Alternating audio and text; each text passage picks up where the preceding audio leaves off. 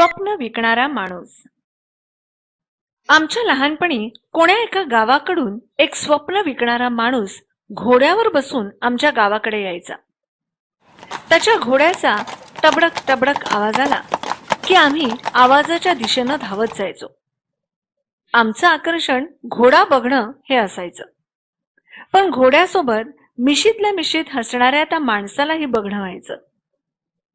तलम रेशीम धोतर, त्यावर तसाच जरीचा सैलसर कुडता, डोक्याला लाल पांढरा फेटा, डोळ्यांवर चष्मा, पायात चामडी बूट, गव्हाळ रंगाचा झुपकेदार मिशा असलेला हा माणूस होताही तसाच धिप्पाड.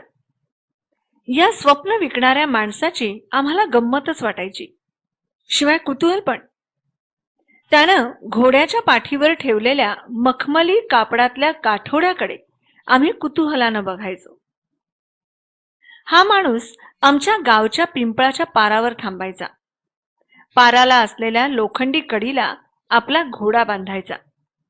घोड्याच्या पाठीवर आणलेलं मखमली कापडातलं गाठोडं जवळ घेऊन चांबडी पिशवीतलं पाणी घटाघटा प्यायचा आणि मग ऐटीत झाडाच्या पारावर बसायचा. तेव्हा त्याच्याभोवती माणसांचा गराडा पडे. त्यानं आजवर घोड्यावरून खूप प्रवास केला होता. कित्येक प्रदेश पाहिले होते, कित्येक डोंगर दऱ्या तुडवल्या होत्या. भिन्न स्वभावांची आणि भिन्न संस्कृतींची माणसं पाहिली होती. त्यामुळे त्याच्याकडे बोलण्यासारखं खूप काही असायचं. त्याने अनुभवलेलं समृद्ध विश्व तो वेगवेगळ्या किश्यांनी रंगवून फुलवून सांगायचा. लोक त्याच्या गप्पांमध्ये स्वतःला विसरून जायचे. त्याचं ते भलतंच दिलखेच बडबडणं आणि स्वप्नात धुंद गुंगवणं लोकांना भारी आवडायचं. ऐकताना लोकांची मती कुंठित व्हायची. आपण ऐकतोय ते खरं की खोटं या संभ्रमात ते पडायचे. ऐकताना लोक तल्लीन होऊन जायचे.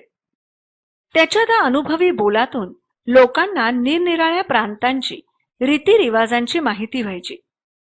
त्यानं वर्णन केलेल्या प्रांतात ते मनानच भटकून येत. जणू काही आपण स्वप्नातच आहोत असं त्यांना वाटत राहायचं. मग बऱ्याच वेळा तो ते मखमली कापडात बांधलेलं गाठोडं हळूच सोडायचा. त्यात काजू, बदाम, किसमिस, वेलदोडे, सुपारी, खारीक, खोबरं वगैरे असायचं.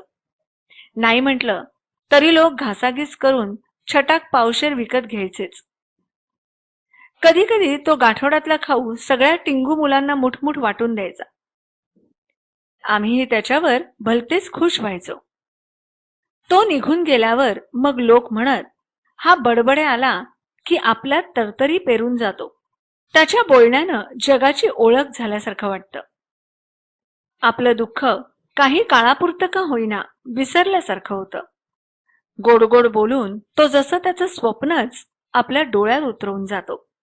पुढे मग लोक त्याला सपन विक्याच म्हणू लागले. त्यालाही त्याचं काही वाटेना. तोही मग गमतीनं सपन घ्या सपन म्हणतच गावात शिरायचा आणि लोकांना रिझवून सुकामेवा विकायचा. काय झालं कळलंच नाही, पण अचानकच सपन विक्या गावात यायचा बंद झाला.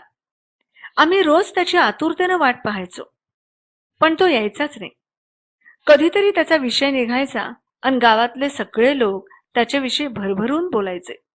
महिने वर्ष उलटून गेली. एके दिवशी अचानक एक तरुण गावात आला. गावातल्या पारावर बसला. गावातील पारावर बसलेले लोक त्याच्याकडे टकमका पाहू लागले.